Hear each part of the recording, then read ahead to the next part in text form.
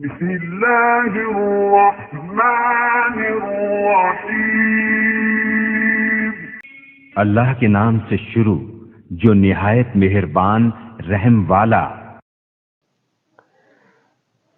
نحمدہ ونصلی علی رسولہ الکریم، اما بعد فاعوذ باللہ من الشیطان الرجیم، بسم اللہ الرحمن الرحیم۔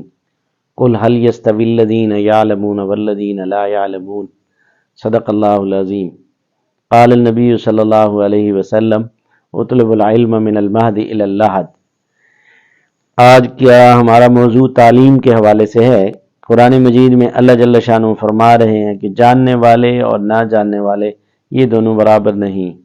علم ایک زیور ہے، علم عمل کا امام ہے، اور علم پرانا ہونے سے اس کی قیمت بڑھتی ہے، اس کے مد مقابل میں مال پرانا ہونے سے بیکار ہوتا ہے۔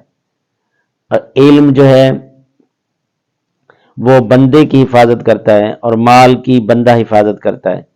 علم جو ہے وہ انبیاء علیہ الصلوۃ والسلام کی میراث ہے، اور مال جو ہے وہ قارون، فرعون، حامان کی میراث ہے۔ اس لیے علم کے بارے میں اللہ کے رسول صلی اللہ علیہ وسلم نے فرمایا، اور اس کا زمانہ کتنا ہے، فرمایا حدیث میں آتا ہے اطلب العلم من المہد الی اللحد۔ اللہ کے نبی نے فرمایا ماں کی گود سے تعلیم حاصل کرو قبر کی چار دیواری تک۔ گویا پہلی تعلیم حاصل کرنے کی درسگاہ وہ ماں کی گود ہے کہ انسان اچھی ماں سے اچھی تربیت پا سکتا ہے۔ اور پھر اس کا زمانہ جو ہے وہ قبر کی چار دیواری ہے۔ ہمارے ہاں آج کل یہ ذہن بنا ہوا ہے کہ ہم زمانہ تعلیم کو بچپن کے ساتھ خاص کرتے ہیں، چاہے وہ دینی یا دنیاوی تعلیم ہے۔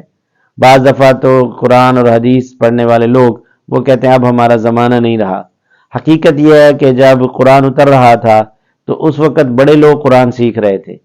اس وقت کا المیہ یہ ہے کہ ہم نے چھوٹے بچوں کے حوالے قرآن مجید کو کیا ہوا ہے، اور بڑے لوگ، بڑی عمر کے لوگ اس بات کو عذر بنائے ہوئے ہیں کہ اب ہمارا سیکھنے کا زمانہ نہیں رہا۔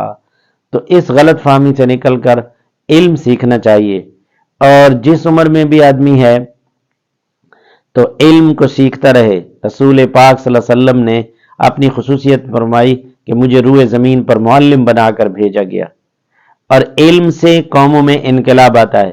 مکہ میں، مدینہ میں اس کو دور جہالت سے تعبیر کیا جاتا ہے۔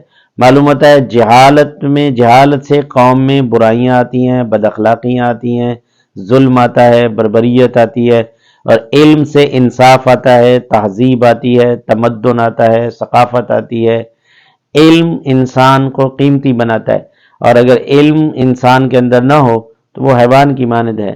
جیسے اللہ نے قرآن میں بھی فرمایا اگر وہ علم الہی علوم کو نہیں جانتا اولئک کالانعام بل هم اضل، وہ جانور ہے، جانوروں سے بھی گیا گزرا ہے۔ اس لیے ہم خود بھی تعلیم کی اہمیت اپنے ملک میں، قوم میں، بستی میں کریہ اجاگر کریں، اپنی نسلوں کو بھی تعلیم سے آراستہ کریں۔ تعلیم دینی ہو یا دنیاوی، وہ انسان کو خوبصورت اور قیمتی بناتی ہے۔ جہالت دنیاوی ہو یا دینی، وہ انسان پر بوجھ ہے، وہ انسان کو نکما بناتی ہے۔